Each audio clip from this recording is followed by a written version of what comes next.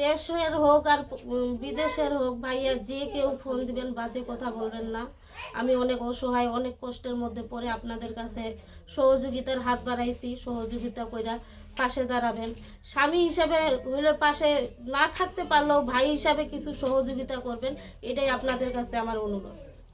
আপু আসসালামু আলাইকুম। ওয়ালাইকুম সালাম। আসসালামু আলাইকুম। ওয়ালাইকুম সালাম, কেমন আছেন? এই তো ভাইয়া আছি কোনো রকম, খুব একটা ভালো না। আপনি ভালো আছেন? আছি আলহামদুলিল্লাহ। আপনার নাম ঠিকানা বলেন। আমার নাম মোসাম্মদ বৃষ্টি আক্তার, আমার বাসা পঞ্চগড়ে। আচ্ছা, এই যে ক্যামেরার সামনে কেন আসছেন? ভাই আমার জীবনে অনেক কষ্ট। আমার একটা এই বয়সে আসে একটা স্বামী নাই, আমার বাবা নাই, পাশে থাকার মতন কোনো একটা শক্ত করে হাত বা বটগাছ নাই। এই যে হাত বা বট গাছ খুঁজতেছেন, তো আসলে এই যে বট গাছ, আপনি তো অনেকবার ক্যামেরার সামনে আসছেন, তো এই ভাইয়া পর্যন্ত কোনো বট গাছ পান নাই আপনি?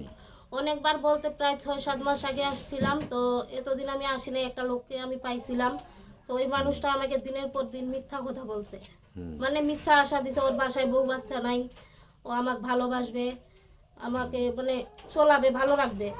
কিন্তু পরে ওই দেশে আসছে, দেশে আসার পর আমি দেখি ওর বউ বাচ্চা সবই আছে, তারপরে আর আমার কাছে আসে নাই।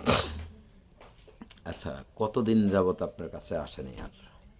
মানে মোবাইলে আমরা বিয়ে করছিলাম, ওই দেশের বাইরে ছিল, মোবাইলে বিয়ে করছিল।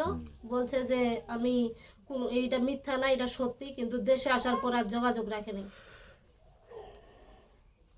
আচ্ছা, এই যে বিয়ে যে বসছেন মোবাইলে, সেই কাগজপত্র আনছেন? না, কাগজপাতি তো ওর কাছে, ওই বলতেছে যে আমার কাছেই থাক। তো মোবাইলে যদি বিয়ে করেন তাহলে তো কাগজ থাকবে আপনার কাছে, কারণ সে ওই তো ওইখানে প্রবাসে ছিল, তাই মানে না? ওইখানে মৌলবি নিয়ে আমাকে বিয়ে করছে, মানে মিথ্যা বিয়ে করছে নাকি আমি জানি না ভাইয়া, আমি ওকে বিশ্বাস করছিলাম যেহেতু আমি অসহায়। ওই বলছিল যে কাগজপাতি আমার কাছে থাকবে, আর আমি তোমাকে আজকের পর থেকে বিয়ে করলাম, তোমার সব দায়িত্ব আমার।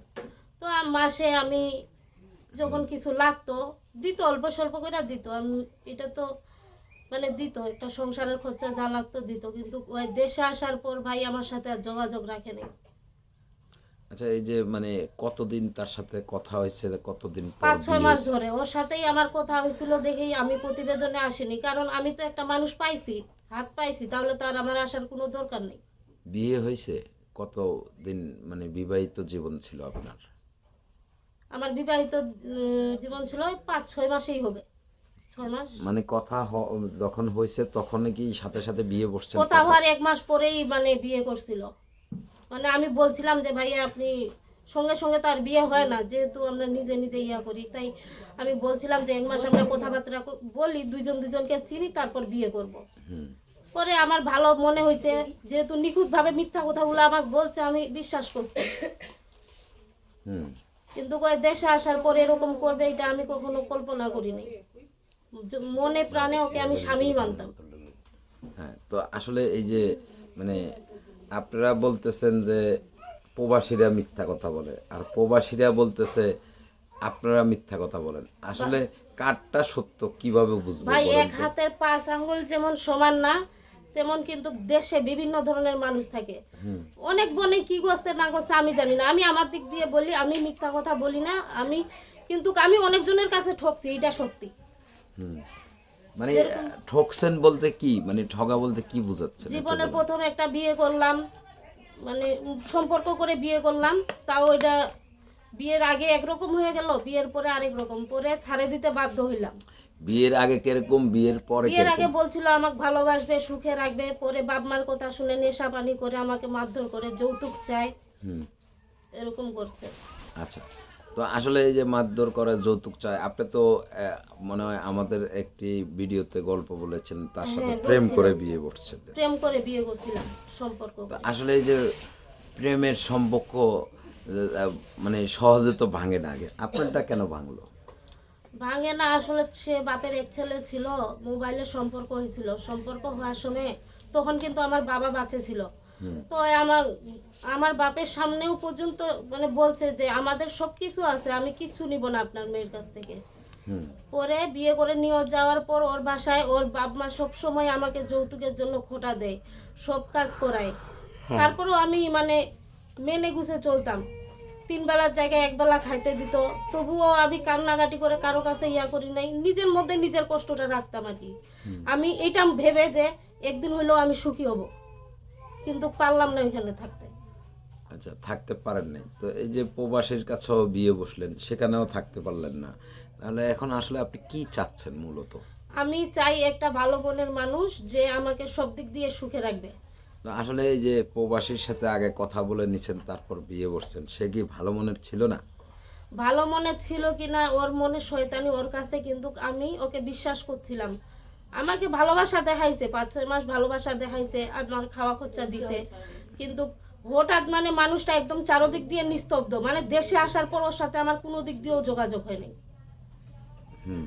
আচ্ছা, তো এই যে এখন যদি আবারও ভালো মানুষ খোঁজেন, তো সে মানুষটা কেমন হতে হবে, কোন ধরনের হতে হবে, যদি একটু বলতেন। সেই মানুষটা হতে হবে একটা স্বামীর মতন, আমাকে শাসন করবে, ভালোবাসবে, আমার খাওয়া খরচা চালাবে। আমার একটা অসহায় মা আছে, আমার ভাই নাই, কিন্তু আমার মা আছে, আমার মাকে আমাকে দেখতে হবে, এটা ওকে মানে নিতে হবে। আর যদি তাদের ওইখানে যাইতে বলে যাব, আর যদি আমাকে বলে যে আমার দেশেই জায়গা জমি কিনে বাড়ি করবে, বা আমার মাকে একটা বাড়ি করে দিয়ে আমাকে নিয়ে যাবে, এরকমও যদি বলে, তাহলে আমি রাজি। আপনি তো বিবাহিত একটা মেয়ে, হ্যাঁ, আপনি উল্টা মানুষের টাকা দিয়ে বিয়ে বসতে হবে। এখন আপনাকে বাড়ি দিয়ে বিয়ে করবে একজন লোক, এমন কি আছে আপনার ভিতরে যে আপনাকে বাড়িঘর করে দিয়ে বিয়ে বসতে এমন হবে, কি নাই বিয়ে ভাইয়া, করবে? এমন কি কি আছে নাই, বলেন তো? সবই আছে। সব আছে তো, ঠিক আছে।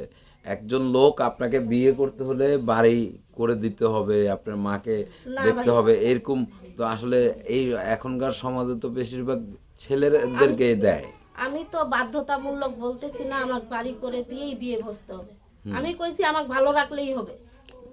আচ্ছা, নিজের চিন্তা করো, মানে আপনি আপনাকে ভালো রাখলেই হবে। আমাকে আসলে ভালো রাখলে আপনাকে কিভাবে ভালো রাখতে হবে, মানে কিভাবে ভালো থাকতে চান আপনি? একটা মেয়ের কি মানে কি লাগে এটা তো সবাই জানে। হুম। একটা মেয়ে চায় স্বামীর ভালোবাসা, দিন শেষে ভালো থাকতেই চায় একটা মেয়ে। হুম। আচ্ছা, দিন শেষে ভালো থাকার তো শেষ নাই, মেয়ে মানুষের তো চাহিদার শেষ নাই। আজকে এই হয়েছে, কালকে ওই হয়েছে, কাল পরশু দিনে এই হয়েছে। কারণ আপনি একটু শর্টকাটে বলেন যে আসলে আপনি আমরা আমরা কিভাবে গরিব কি ঘরের মেয়ে, চাচ্ছেন। আমি গরিব ঘরের মেয়ে, আমার কোনো বেশি চাহিদা নেই। আমাকে দিন শেষে 2টা ডাল ভাত খাওয়াইলেই আমি খুশি। এতে আপনি খুশি? আচ্ছা, আপনি তো আপনি কেমন বয়সের, কোন ধরনের লোক হলে বিয়ে বসবেন? যে কোনো বয়সের হলেই চলবে। আপনার বয়স কত? আমার বয়স 21 বছর চলতেছে। 21 বছর। তো এখন আপনি দেখা গেল যে আরো বেশি বয়সের লোক আসলো, সেটা একটু বলেন কেমন বয়সের হলে বিয়ে ওইটা বসবেন? মানে নিব, ভালোবাসা তো আর বয়স মানে না। মানে এখন কত বছরের মাইনা নেবেন আপনি? এখন যদি 50 বছরেরও আসে তাতেও আমার কোনো সমস্যা নাই। আমি বললাম মনের সাথে যদি একটা মন মিল থাকে, বয়সটা কোনো বিষয় না। আচ্ছা, তো এই মানে মানুষের সাথে কি প্রতারণা করবেন না বিয়ে বসবেন? ভাই আমি যদি প্রতারণাই করতাম তাহলে আমি ঠকতাম না, আমি ঠকাইতাম মানুষকে। এখন আপনি বলতেছেন আর আপনি কারোর সাথে প্রতারণা করেন নাই, করবেন না? কেউ বলতে পারবে না যে আমি কারোর সাথে প্রতারণা করছি। আচ্ছা, করবেনও না? না। আচ্ছা আচ্ছা। দর্শক, আপনারা যারা দেখছেন ওনাকে, আপনাদের যদি ভালো লাগে তাকে সহযোগিতা করবেন, একান্ত আপনাদের নিজ দায়িত্বে। ইউটিউব কর্তৃপক্ষ, চ্যানেল কর্তৃপক্ষ এই ধরনের কোনো দায় দায়িত্ব কখনো নেয়নি, নিবেও না। আপনারা আপনাদের নিজ দায়িত্বে তাদেরকে সহযোগিতা করবেন, তাদের পাশে থাকবেন, এবং বিয়ে শাদীর বিষয়টাও সম্পূর্ণ আপনাদের। ভাই আমার একটা কথা আছে। হ্যাঁ, বলেন। আচ্ছা, তো কেউ প্রতারিত হবেন না, ভালো করে যাচাই করে নেবেন। সে পর্যন্ত সকলে ভালো থাকবেন, সুস্থ থাকবেন। আল্লাহ হাফেজ, আসসালামু আলাইকুম।